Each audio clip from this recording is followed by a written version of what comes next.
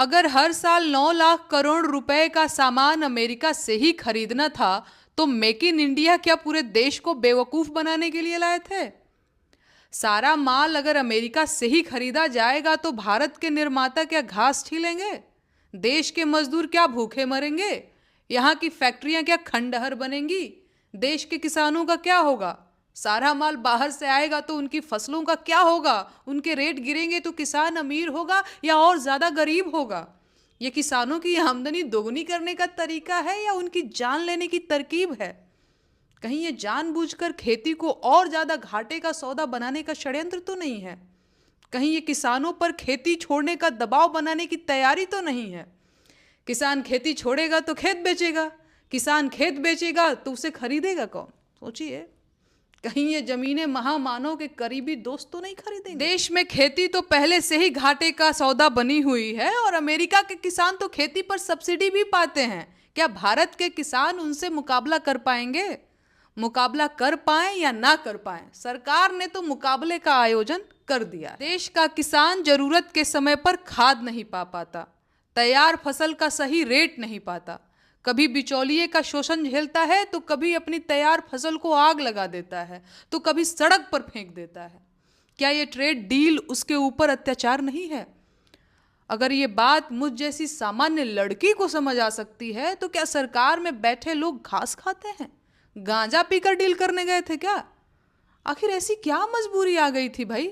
ऐसा कौन सा दबाव है जिसके चलते सरकार अपने ही देश के हितों के खिलाफ काम करने लगी है? आजादी के बाद देश को आत्मनिर्भर बनाने के लिए हरित क्रांति क्या इसी दिन के लिए लाई गई थी?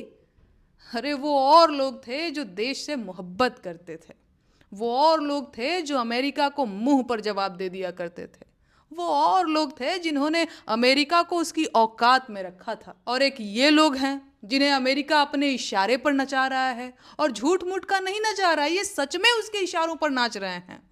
भारत कहाँ से तेल खरीदेगा ये अमेरिका बताएगा। लानत है।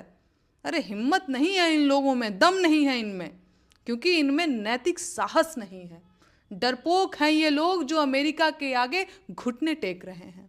इनके दलाल इनका चाहे जितना गुणगान कर लें, आज देश इनकी कायरता से दुखी है। आज दुनिया हम पर हंस रही है और आज इन धूर्तों की वजह से पूरा देश अपमानित हो रहा है। गुलाम भारत के फैसले लंदन से होते थे और भाजपा के राज में भारत के फैसले अमेरिका ले रहा है।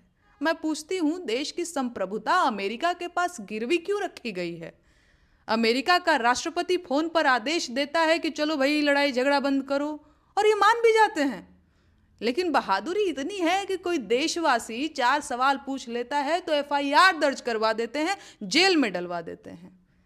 देश की अंदरूनी हालत इतनी खराब है कि पुल रोज गिर रहे हैं, सड़कें दरी की तरह उखड़ रही हैं, हवाई जहाज पतंगों की तरह गिर रहे हैं, ट्रेनें खिलौनों की तरह लड़ रही हैं, लोग कीड़ों की तरह कभी भीड़ में कुचल कर मर रहे हैं तो कभी नकली दवाइयों से मर जा रहे हैं। आतंकी हमलों से देशवासी हलकान हो रहे हैं, लेकिन आतंकवादियों की कोई खबर नहीं मिल रही है। लेकिन सरकार को इन बेकार और फालतू बातों से कोई लेना देना नहीं है। उसके पास और भी ज़रूरी काम है। उसे विपक्ष को देशद्रोही साबित करना है, नेहरू जी के खिलाफ अफवाह उड़ानी है, फौज की स्थायी नौकरियां खत्म करनी हैं, देश की संपत्तियां नीलाम करनी हैं, आदिवासियों की ज़मीनें हथियानी हैं, मीडिया मैनेज करना है और चुनाव लड़ने हैं। अगर यही सरकार की देशभक्ति है तो ऐसे देशभक्तों से भगवान बचाएं। जय हिंद, जय भारत।